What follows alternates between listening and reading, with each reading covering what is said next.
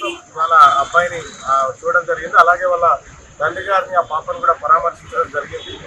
So నేను ఏదో పేపర్లో చూసిన 1400-1500 కోట్లు కలెక్ట్ చేసింది పుష్ప అని చెప్పి, అందులో ఒక 10% అన్న ఈ అబ్బాయి కుటుంబానికి ఇవ్వాలి వాళ్ళు వచ్చిన లాభాలలో అని చెప్పి చెప్తాను. దాంతో వాళ్ళ కుటుంబాన్ని బాగు చేయలేం, కానీ ఇంకోసారి ఇటువంటి చేయకుండా ఉంటారు. మొత్తం తెలంగాణ రాష్ట్రంలో సినిమా సినిమాలు ఎవరైతే తీస్తా ఉన్నారో వాళ్ళందరూ కూడా ఈ బెనిఫిట్ షో ఈ జరిగిన ఘటన తర్వాత కూడా మేల్కోకుండా అది అల్లు అర్జున్కి ఏదో అయిపోయింది అన్నట్టుగా పరామర్శకు రావాల్సిన అబ్బాయి తారక్ అయితే అల్లు అర్జున్ దగ్గర పోయింది. ఈ సినిమా వాళ్ళకు కూడా ఒక మాట ఏంటంటే, అల్లు అర్జున్కి ఏం కాలేదు, ఆయన ఏం వెనుకలు కొరకలే, ఆయన ఏం ఎవరికి ఇచ్చలే, ఇక్కడ పరామర్శకు రావాల్సినటువంటి చోటికి రాకుండా అల్లు అర్జున్ ఏదో అయిపోయిందని చెప్పి మీరు ఆయన మెప్పు కోసమో దేనికోసం పోతా ఉన్నారు.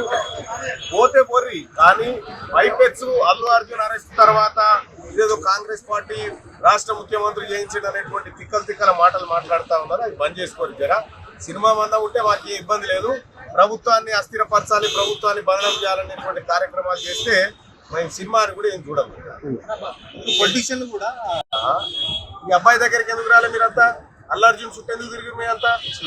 ఏడొచ్చారు అల్లు అర్జున్ యాడున్నాడు, యాడ్ అరెస్ట్ అయ్యిండు, యాడున్నాడు, ఏం కథ, చిక్కడపల్లి అనేది ఎందుకు పోయారు?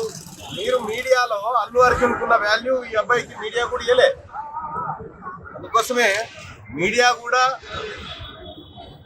ఏది న్యాయం ఏది అధర్మం అనేది ఆలోచన చేయాలి. అల్లు అర్జున్ ఉన్నటువంటి ఆయన ఏం కాలేదని అట్లా తీసుకొని పోతే పాయ అని 50 చెట్ల సందులకి నొగాయన, బిల్డింగ్ మీదకి నొగాయన, సూది కుచ్చిరా నొగాయన, ఇక వేసుకపోతారా నొగాయన. ప్రజల ప్రాణాలు చాలా ఇంపార్టెంట్. అల్లు అర్జున్ అయినా ఎవరైనా కూడా. క్యూ న్యూస్ లో పనిచేయటకు అనుభవం గల కెమెరామ్యాన్లు కావాలను సంప్రదించవలసిన నెంబర్లు 8688926084.